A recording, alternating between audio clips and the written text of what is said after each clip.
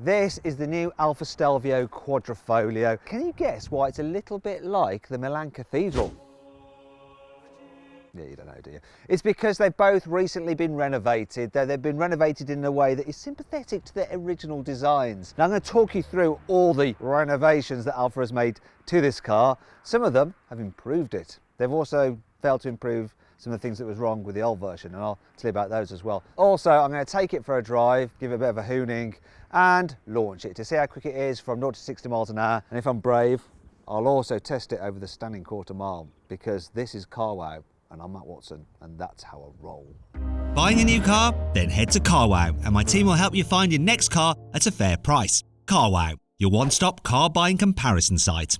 Let's start this video by talking about the price. So the Alfa Stelvio Quadrifoglio starts from £74,000. It's quite expensive, though you can save an average of just over £12,000 off one through carwow. So then, when you consider the performance, it's not bad value actually. If you want to check out the savings on this or any other car, just click on the pop-out banner up there to go to carwow and check it out straight away.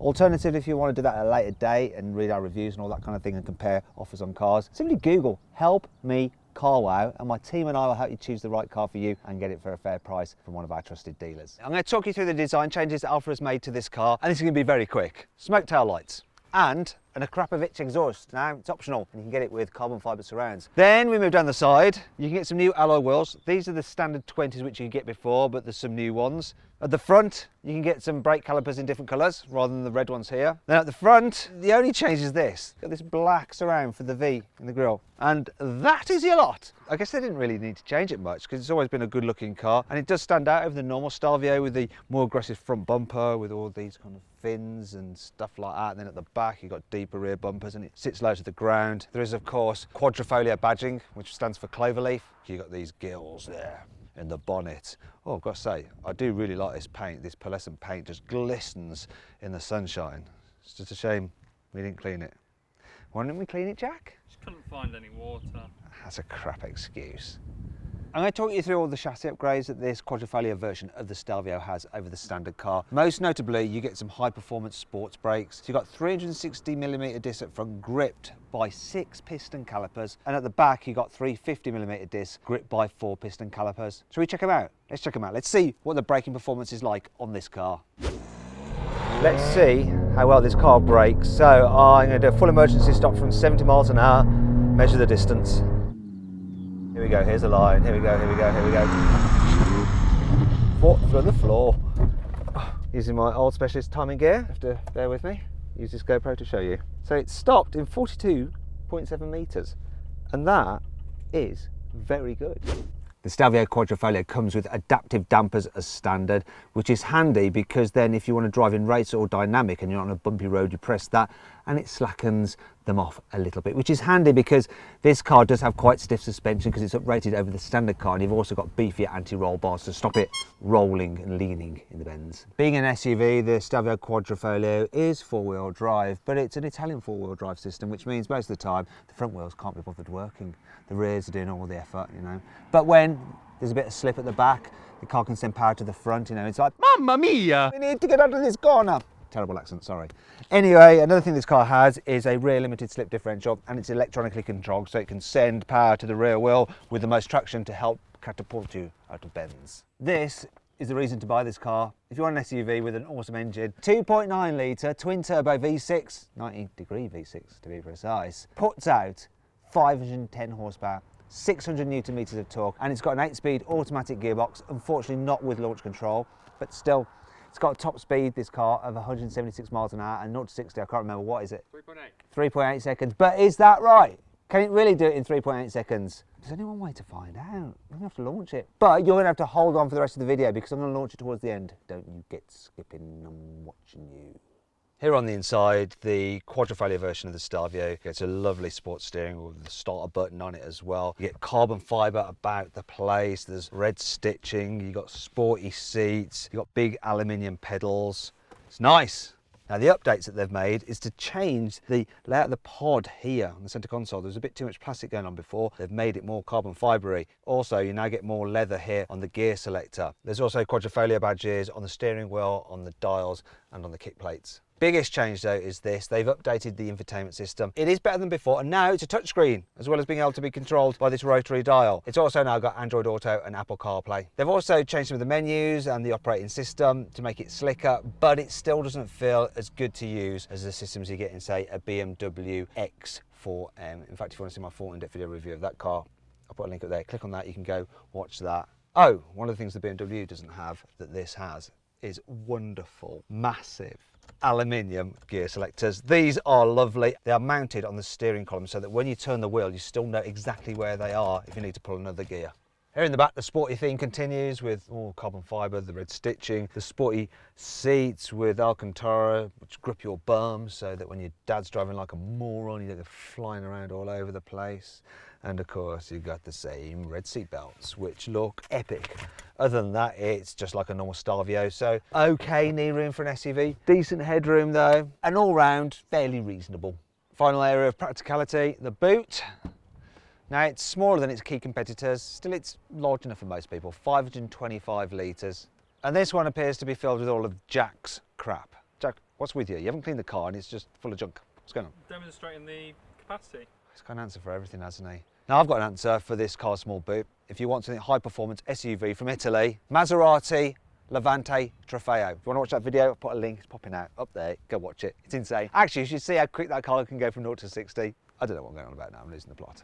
And that brings me on to 5 annoying things about this car. If you want to experience the full fruitiness of this car's epic exhaust noise, you have to have it in race mode, otherwise you won't get the full effect. And that's particularly annoying because in race mode, the car automatically turns off its traction control. Maybe I just want to listen to the exhaust without putting my life at risk. I mean, how Italian is that? Che cazzo? The high performance brakes are a little bit grabby, so when you're trying to manoeuvre at low speed, you end up kind of like jerking along the road. Yeah, if you're American, you're probably laughing at that as an innuendo. Didn't mean it, I'm British. Another thing that you find is this. The rear parking brake makes a weird noise like this. A slightly distressed penguin. You don't expect an Italian high-performance V6 to be particularly economical, and indeed this car isn't. It's averaging 18.7 miles per gallon, and when you combine that with the fact that the fuel capacity of the tank is 64 litres, you end up with a real-world range of 252 miles. Unlike all this car's high-performance competitors, there is no launch control, even when you're in race mode. Look, race mode, left foot on the brake, full the throttle, and it starts climbing through its brakes and trying to head off up the road. Why didn't they give it launch control?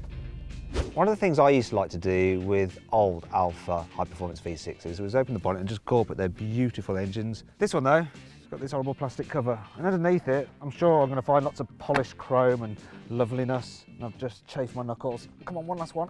Oh, oh, oh, that hurt. It's got to be worth it. I hope it's worth it. How do I even get it out of there? Is that it? It's like when Darth Vader took off his mask. It's ugly. It's not all negative though. Here's 5 good things about this car. The Stelvio uses quite a lot of aluminium in its construction, so it keeps the weight down of various body panels. As a result, this car tips the scales at 1,830 kilos, which is actually quite light for an SUV. A BMW X3M weighs in at over 200 kilos more. Big, fat, stupid German. Yeah. The prop shaft that sends the power from the engine to the rear wheels is made out of carbon fibre, so it's light, less inertia, means it's more responsive when you put your foot down. I'm trying to find it, can't see it. I'd like to see it. According to the Alfa Romeo press office, this car's engine has been derived from a Ferrari V8, only with 2 of the cylinders lopped off, though that could just be spin. Anyway, you can still tell it to your friends to impress them if you're that kind of person.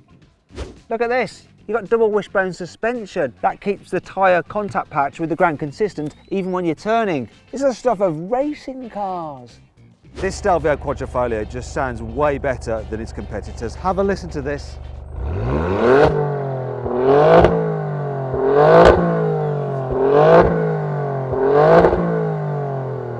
Oh yeah, there's no soft limiters here.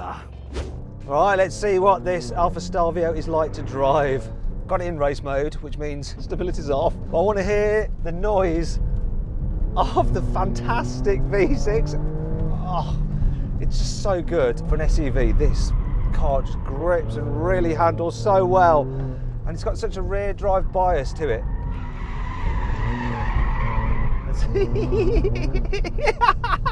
What a car, what an engine. The gearbox may be a little bit slow, it's not as bam, bam, bam, bam as a dual clutcher, but it's good enough. The brakes are good on this car. I've actually had this thing on track, and I was at a track day, Bedford Autodrome, and people were like, what's he doing in his SUV? And I was actually passing loads of people in sportier cars because it does handle that well. As SUVs go, I think this is the sportiest to drive. You do feel like you're in a sports car that's raised up. The engine's glorious. The chassis, the way it just holds the car upright without it rolling over, which is a big problem with sporty SUVs. It does a good job of that, but there is a price to pay. When you back off and you go into normal mode, you do notice on certain surfaces that suspension is quite firm, so the car can feel a bit unsettled as you're just driving around, and that can get on your nerves a little bit. Something like a Porsche Macan, when you've got the adaptive dampers on it, is easier to live with and a bit more comfortable. This is a special car, it really is. And you know, then you go into race mode again and you're like, right, I want to have some fun. And it's to just drive like a complete idiot in it. And the main reason why I bought it is the engine. The engine is glorious. So let's finally check out the performance, because it is special. Now I'm going to launch the car, see how quick it is from 0 to 60 and over the standing quarter mile. Check this out. I have my old specialist timing gear here. It's really old. So with this car, there's no launch control system. You just brake boost it. It's that simple. But it likes to push through its brakes, so you've got to balance it just right. Let's do it. So I've got it in sports mode. No, see, it's trying to drive through. There we go. Brake boost it. Here we go.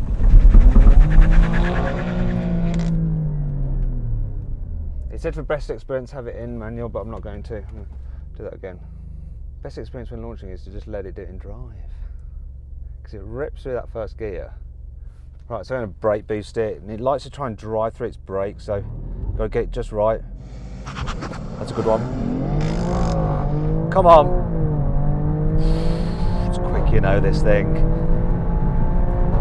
Oh, come on, here comes the quarter mile. Oh, let's see what it did. I'm excited to see what it did. Oh, brakes are good.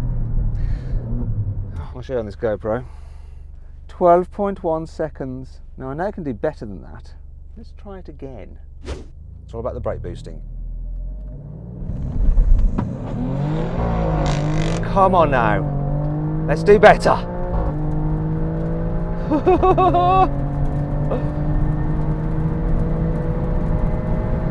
What are we going to get this time?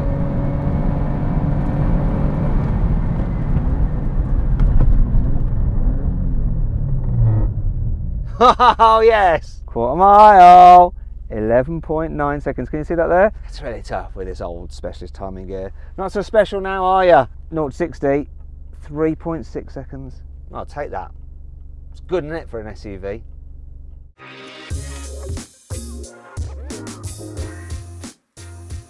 So then, what's my final verdict on the Alfa Stelvio Quadrifoglio? Should you avoid it? Should you consider it? Should you shortlist it? Or should you just go right ahead and buy it?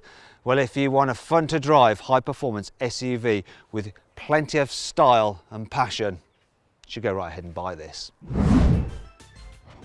Hey, if you enjoyed the video, please give it a like. Also, let me know of any other videos you'd like me to do in the comments below. If you click there, you can watch some more videos, and if you click on that box there, you can actually sign up to the CarWow newsletter, where we'll keep you up to date of all the latest news and reviews from the car world in between these video uploads. So just click on that, sign up, it's completely free, and of course you can cancel anytime you want to. Thanks for watching, see you next time.